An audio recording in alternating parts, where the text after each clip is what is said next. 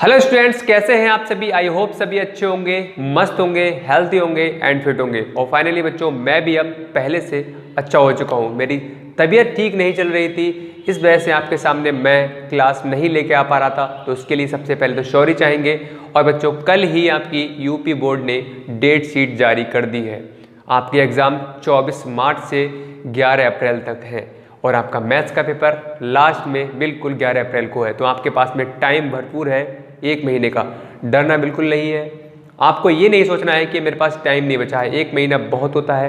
अगर आप मेरे साथ जुड़े रहेंगे तो आपको मैं भरोसा दिलाता हूँ कि 30 दिन में आपको अच्छे नंबर में दिला सकता हूँ। कैसे दिला सकता हूँ? क्योंकि आप जानते हो कि मैं यहाँ पर अभी कुछ दिनों से आपके लिए अनसॉल्व सॉल्व करा रहा हूँ। उनमें क्या है, सभी क्वेश्चन क्या है, इंपॉर्टेंट क्वेश्चन है।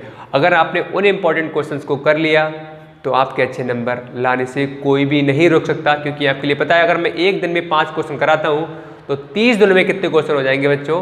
150 क्वेश्चन, मतलब 150 क्वेश्चन। वो भी कैसे? एकदम से सॉलिड।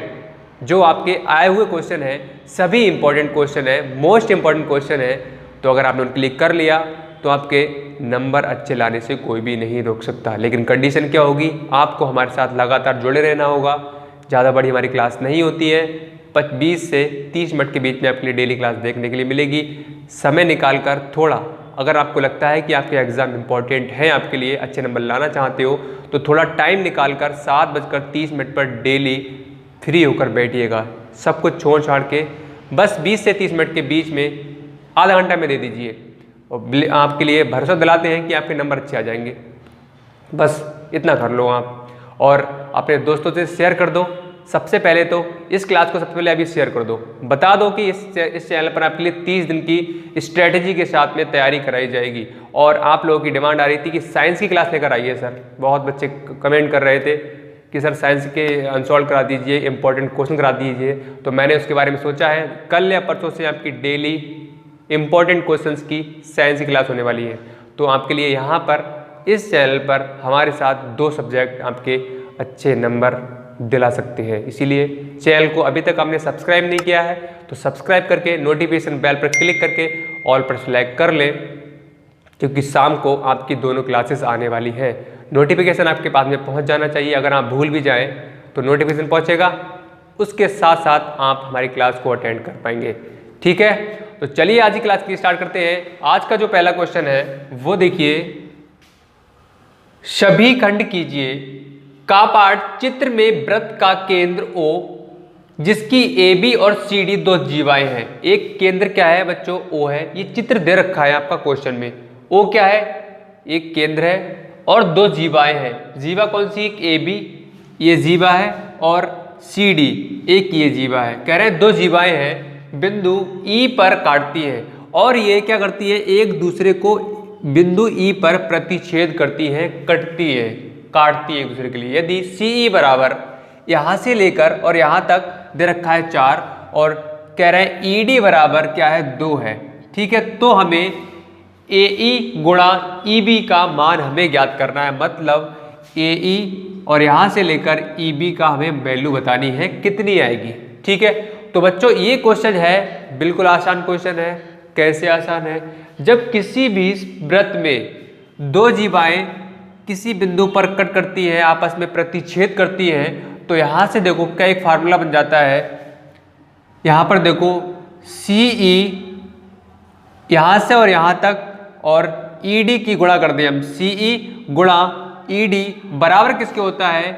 AE गुणा EB के बराबर होता है। चलिए देखिए, यहाँ से AE गुणा क्या? EB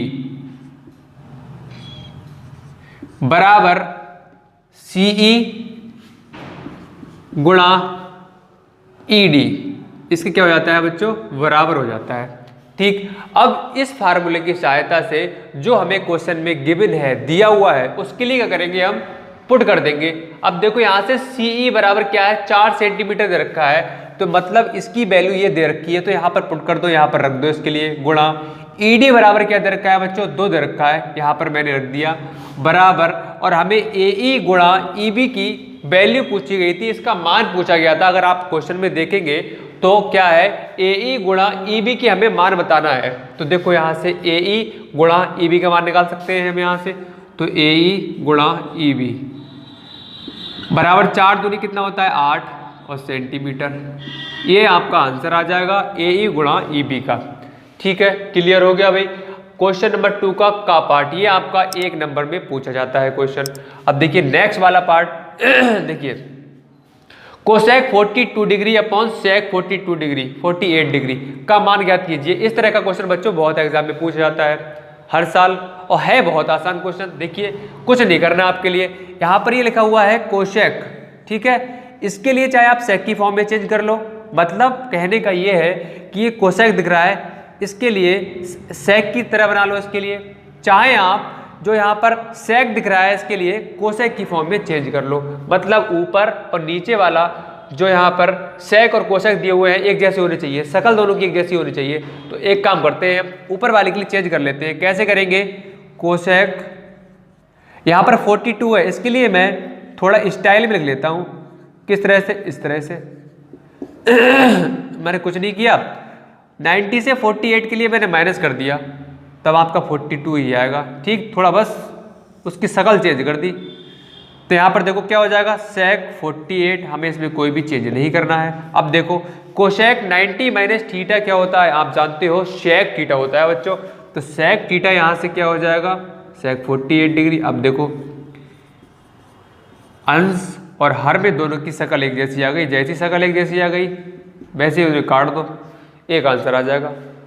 तो आसानी से कर सकते हो, आपके 2 नंबर यहाँ से पक्के हो जाएंगे।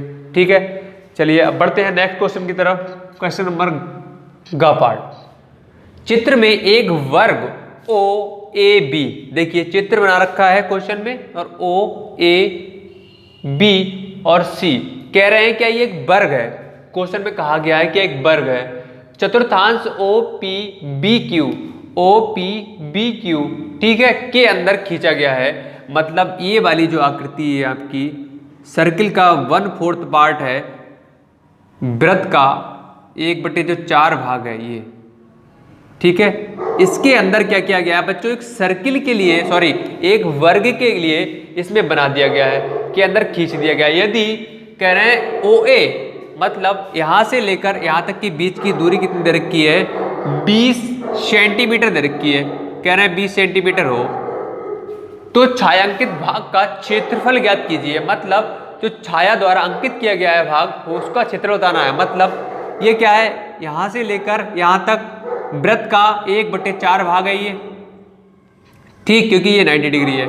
और यहां पर देखिए ये क्या है, एक वर्ग है, ठीक। तो वो कह रहे हैं कि यहां पर छायांकित भाग का क्षेत्रफल बताओ। मतलब ये छाया ये वाला ये दिख रहा है आपके लिए, ठीक है, इसका क्षेत्रफल हमें बताना है।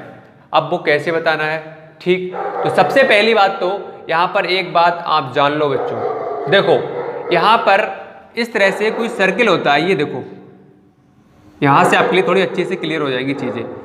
इसके अगर मैं 4 पार्ट में डिवाइड कर दूँ, ठीक है, तो एक पार्ट, कितने पार्ट है इसमें 1 2 3 4 पार्ट्स हैं। अब यहाँ पर देखो यहाँ से एक पार्ट यहाँ से काटा और यहाँ पर पेस्ट कर दिया गया, तो इनने एक पार्ट यहाँ से उठाया और इस शेप में यहाँ पर बना दिया गया। अब देखो यहाँ से फिर क्या किया गया, इस तरह से एक यहाँ पर एक वर्ग बना दिया गया। तो इसका ये वाला जो पार्ट है एक वृत्त का क्या है 1/4 भाग तो है, 1/4 भाग तो है, 1/4 पार्ट तो है, ठीक। तो यहाँ से बना दिया गया। अब यहाँ पर एक बात देखो, ये क्या है केंद्र, और यहाँ तक एक लाइन क्रिएट कर दी मैंने, मान लो यहाँ तक, ठीक है। तो केंद्र से और यहाँ तक मैंने जो लाइन खींची है, क्या ये त्रिज्या नहीं है, ये भी त्रिज्या है, ये सभी त्रिज्या ही तो हैं। तो इसी तरह से यहाँ से और एक लाइन अगर इस पर खींच दी जाए तो क्या हो जाएगी, ये एक त्रिज्या हो जाएगी। किसके लिए, किसका काम करेगी, वृत्त का। और यहाँ पर जो वर्ग दिया हुआ है, ये वर्ग में ये लाइन किसका काम करेगी, विकर्ण का। तो ये क्या हो जाएगा, वर्ग का विकर्ण। देखो इस तरह से अगर कोई भी मैंने वर्ग बना दिया और इसमें ऐसे करके लाइन खींच दी तो एक विकर्ण बन गया। मतलब ये वाली जो लाइन है वर्ग के लिए विकर्ण का काम और वृत्त के लिए एक त्रिज्या का काम कर रही है। तो यहाँ पर कॉमन है दोनों में, तो यहाँ पर लिख लेंगे वर्ग का विकर्ण बराबर वर्ग की त्रिज्या। सॉरी वृत्त की त्रिज्या, ठीक, वृत्त की त्रिज्या। ठीक है भाई, इतना सभी को क्लियर है। अब यहां पर मैं इसे इरेज कर देता हूं, क्लियर हो गया होगा आपके लिए यहां से। अब देखो यहां से वर्ग का विकर्ण, वर्ग का विकर्ण क्या होता है, फार्मूला आपके लिए याद है, √2 इंटू भुजा होता है बच्चों, बराबर वृत्त की त्रिज्या। वृत्त की त्रिज्या आप देख पा रहे हैं यहां पर दी हुई है, नहीं दी हुई है, त्रिज्या क्या, r मान लो, चाहे ऐसे लिख दो। ठीक, अब हमें यहां से r मिल गई। ठीक, और देखो यहां से तो वर्ग का विकर्ण क्या होता है, √2 इंटू भुजा। अब देखो वर्ग का जो विकर्ण है, सॉरी जो वर्ग है, वर्ग में कह रहे हैं एक साइड दे रखी है, कितना, 20 सेंटीमीटर दे रखी है। और आप जानते हो कि वर्ग की अगर एक साइड हमें पता हो तो सारी साइडें हमें पता लग जाती है। क्यों पता लग जाती है, क्योंकि वर्ग की सभी साइडें क्या होती है, बराबर होती है, सभी भुजाएं क्या बराबर होती है। अगर ये वाली 20 है तो ये वाली 20 भी होगी, ये वाली 20 होगी, ये वाली भी 20 होगी। ठीक, अब यहाँ से √2 गुणा भुजा कितनी आ गई, 20 बराबर r। अब तो इसका मतलब r की जो वैल्यू है वो कितनी मिल जाएगी, 20 √2। ठीक है, इतनी आपके लिए मिल जाएगी सेंटीमीटर। क्लियर हो गया। अब यहां से हमने त्रिज्या निकाल ली, r हमने निकाल लिया।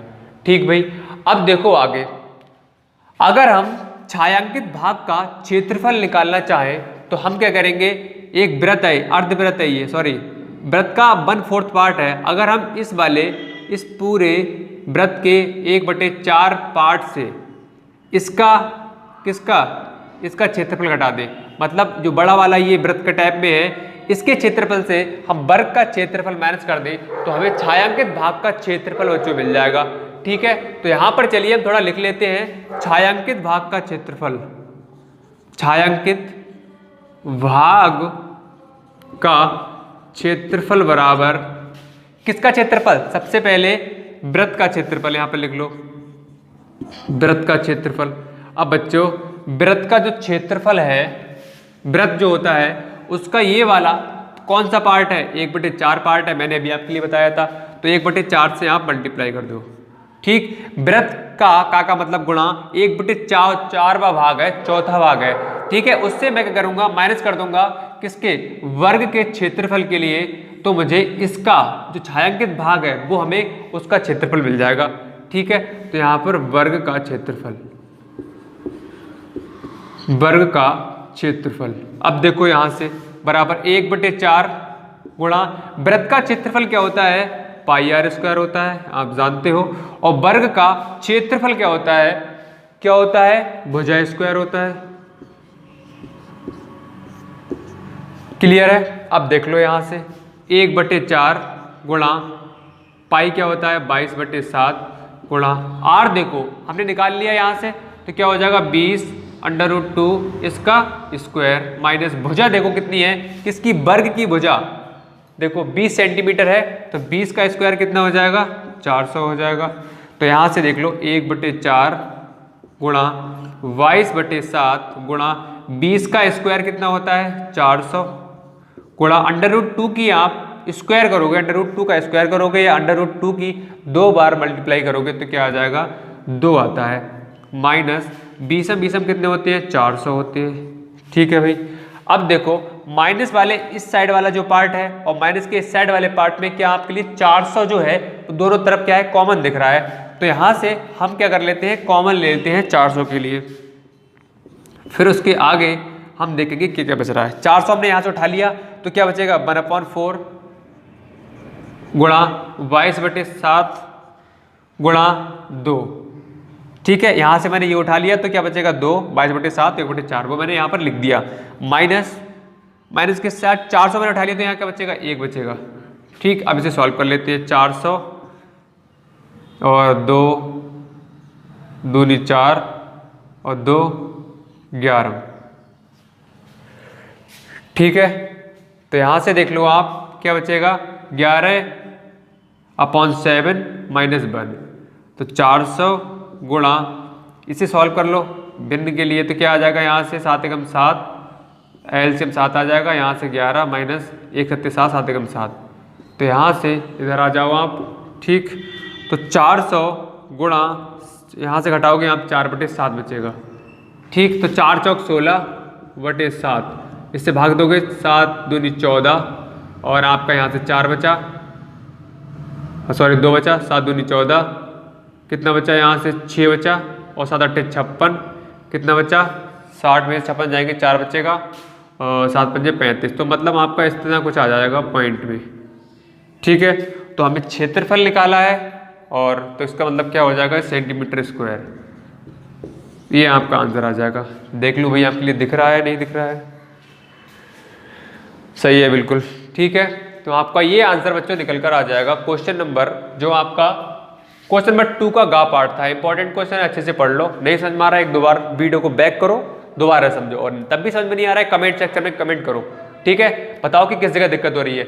चलिए अब नेक्स्ट क्वेश्चन जो है आपका घा वाला। ठीक है, ये क्वेश्चन जो आपका सिलेबस से आउट हो चुका है तो इसके लिए हम नहीं करने वाले हैं। अब क्वेश्चन नंबर 3 जो आपका 2 नंबर में पूछा जाता है उसके लिए करने वाले हैं। चलिए उसका आज हम का पार्ट कर लेते हैं, उसके बाद नेक्स्ट जो आपकी क्लास होगी उसमें हम कंटिन्यू करेंगे। ठीक, तो देखिए आज का लास्ट क्वेश्चन तीसरे का द्विघात समीकरण x² + 2bx - a² - b² बराबर 0। एक ये द्विघात समीकरण बच्चों दे रखी है, इसको हमें सॉल्व करना है, इसको हमें हल करना है। तो सबसे पहले हमें हल करने के लिए हमें a, b और c के मान पता होने चाहिए, है ना भाई। अब हमें a, b, c के मान पता नहीं है तो उसके मान हम कैसे पता करेंगे जो द्विघात समीकरण होती है उसका जो व्यापक रूप होता है उससे करेंगे। तो द्विघात समीकरण का व्यापक रूप क्या कहता है, ax² + bx + c बराबर क्या होता है 0 होता है। ठीक है, अब हम इससे क्या कर देंगे, इसकी तुलना कर देंगे। अब तुलना करेंगे तो यहाँ पर x² का गुणांक क्या है, यहाँ पर कुछ नहीं होता है तो 1 होता है। यहाँ से तो एक ही जो वैल्यू है बच्चों वो क्या मिल जाएगी, 1 मिल जाएगी। ठीक है, और b की वैल्यू कितनी मिल जाएगी, देखिए x के जस्ट बराबर में क्या है b, क्या 2b, तो यहाँ से b कितना मिल जाएगा 2b मिल जाएगा। ठीक है भाई, क्लियर है। और जो c है आपका जो अचर पद होता है उसकी जो वैल्यू है वो क्या मिल जाएगी, यहाँ से ये मिल जाएगी। ठीक है, विद साइन, साइन के साथ में जो चिन्ह है उसके साथ में। ठीक है भाई, क्लियर हो गया। अब a, b और c के मान हमें मिल गए। अब हम इसे आगे कैसे सॉल्व करेंगे, आपने श्री धराचार्य जी पढ़ा होगा, उसका फार्मूला यहाँ पर हम लगा देंगे। ठीक है, श्री धराचार्य सूत्र से इसे हम आगे सॉल्व करेंगे। क्या होता है, x बराबर -b ± b² - 4ac, b² - 4ac। अब यहाँ पर हमने कैपिटल लेटर में यहाँ पर लिया है तो कैपिटल लेटर में ही लेंगे। ठीक, तो यहाँ पर देख लो अपॉन में क्या होगा और 2a होता है, तो यहाँ से -b की वैल्यू कितनी है -2b हो जाएगा, यहाँ से प्लस माइनस अंडर रूट में b², b कितना है 2b, मतलब 2b का स्क्वायर -4, a कितना है आपका 1 और c कितना है यहाँ पर देखिए ये। ठीक है, तो हम एक काम करते हैं, इधर साइड से b² - 4ac की वैल्यू निकाल लेते हैं इधर, फिर जो निकल कर आएगी वो यहाँ पर हम पुट कर देंगे, क्योंकि इससे आपका जो क्वेश्चन की लेंथ है वो ज़्यादा बड़ी हो जाएगी। ठीक है, थोड़ा स्पेस भी थोड़ा सा कहीं ना कहीं कम है, तो यहाँ पर लिख लेते हैं थोड़ा b² - 4ac की वैल्यू हम निकाल लेते हैं, उसके बाद वहाँ पुट कर देंगे। तो b² क्या है यहाँ से 2, b² - 4, a क्या है देखिए 1 दे रखा है, और c जो है वो आपका क्या है माइनस के बाहर लगा हुआ है, और a² - b²। ठीक है, तो 2 का स्क्वायर 2b का स्क्वायर करोगे कितना आ जाएगा 4, b² - 4 और 1 की मल्टीप्लाई करो कितना आएगा 4 एकम 4, और यहाँ से गुणा, माइनस का साइन है इस ब्रैकेट के बाहर, माइनस के साइन के अंदर मल्टीप्लाई करेंगे तो अंदर की जो साइन होते हैं बच्चों वो चेंज हो जाते हैं। यहाँ पर माइनस करोगे a² से तो क्या हो जाएगा यहाँ से ए स्क्वायर, माइनस करोगे इससे, माइनस माइनस क्या हो जाएगा प्लस बी स्क्वायर, इतना हो जाएगा। ठीक है भाई, क्लियर हो गया। अब देख लो यहाँ से, और अब क्या बचा है ये, ठीक, ब्रैकेट के बाहर 4 भी था तो 4 एकम 4 हो गया। अब देख लो यहाँ से 4 गुणा, अब इसकी मल्टीप्लाई अंदर करनी पड़ेगी हमें, माइनस 4 की करोगे आप इससे तो क्या हो जाएगा 4 ए स्क्वायर, वो भी किसका प्लस का, देखो माइनस का 4 ये है और माइनस के ए स्क्वायर से मल्टीप्लाई कर रहे हैं तो माइनस माइनस क्या हो जाएगा यहाँ से प्लस हो जाएगा, और 4 की करोगे ए स्क्वायर से तो 4 ए स्क्वायर, माइनस की करोगे प्लस से तो माइनस प्लस माइनस, और 4 की करोगे बी स्क्वायर से तो 4 बी स्क्वायर, यहाँ से क्या हो जाएगा बी स्क्वायर। अब देखो ये प्लस का 4 बी स्क्वायर है और ये माइनस का 4 बी स्क्वायर है, कट जाएगा तो यहाँ से क्या बचेगा 4 ए स्क्वायर बचेगा। अब ठीक है, हमने यहाँ से बी स्क्वायर माइनस 4 AC की वैल्यू निकाल ली, यहाँ से उठाकर हम क्या करेंगे यहाँ पर रख देते हैं, ठीक है, वरना क्वेश्चन में हमें बहुत दिक्कत होती करने में इतनी बड़ी कैलकुलेशन। ठीक, अब देखो यहाँ से 4A स्क्वायर अपॉन क्या है यहाँ से 2A, ठीक, बराबर। अब देखो यहाँ से आपके लिए मिल जाएगा माइनस का 2B plus minus 4A square, इसका आप स्क्वायर रूट निकालोगे, वर्गमूल निकालो, क्या आ जाएगा 2A आ जाएगा, अपॉन में क्या है 2, और यहाँ पर A की जो वैल्यू दी हुई थी 1 दी हुई थी, यहीं पर पुट कर लो, हमने करी नहीं थी, ठीक, तो यहाँ से 2 हो जाएगा, 2 1 जा 2, यहाँ से 2 हो जाएगा। ठीक भाई, क्लियर है। अब देखो यहाँ पर ऊपर वाला जो है अंश वाला पार्ट है, वहाँ से आपके लिए 2 कॉमन दिख रहा है, 2 यहाँ से और 2 यहाँ से, तो यहाँ से आप कॉमन ले लो, कितना हो जाएगा 2 कॉमन ले लिया, तो यहाँ से माइनस का b प्लस माइनस, और यहाँ से बचेगा आपका a बचेगा, अपॉन में 2, 2 से 2 कैंसिल हो जाएगा, इधर आ जाओ इस साइड, तो यहाँ से x बराबर क्या आ जाएगा माइनस के b और प्लस माइनस a, ठीक है। तो ये आपका जो हल है वो निकल कर आ जाएगा। तो इस तरह से आप कर सकते हो, बहुत आसान है। इसका जो यहाँ पर द्विघात समीकरण दे रखी है, इसका व्यापक रूप है होता है जो द्विघात समीकरण का, उससे इसकी कंपेयर कर दो, ए बी सी के मान निकाल दो, और श्रीधराचार्य सूत्र अगर आपको याद है तो उसमें ए बी सी के मान पुट करके इस तरह से आप वैल्यू निकाल सकते हो। ठीक है, तो आज हमने 3 के का पार्ट तक कंप्लीट कर लिए हैं बच्चों। उसके आगे के जो क्वेश्चन है वो नेक्स्ट पार्ट में, नेक्स्ट क्लास में हम कंटिन्यू करने वाले हैं। अगर आपके लिए आज की क्लास पसंद आई हो तो क्लास को सबसे पहले तो लाइक करो, शेयर करो, और अभी तक सब्सक्राइब नहीं किया है तो सब्सक्राइब करके नोटिफिकेशन बेल पर क्लिक करके ऑल पर सेलेक्ट कर लो, क्योंकि शाम को 7:30 आप जानते हो हमारी क्लास स्टार्ट हो जाती है। जो हमारे साथ पहले जुड़े हुए हैं, जो हमारी क्लास को लगातार अटेंड कर रहे हैं, तो आपको उनके लिए पता होगा, ठीक है। और नए हैं तो सब्सक्राइब जरूर कर लें, नोटिफिकेशन भी ऑन कर लें। तो चलिए बच्चों, आज की क्लास में इतना ही, मिलते हैं नई क्लास के साथ में नेक्स्ट डे। तब तक के लिए bye bye and take care.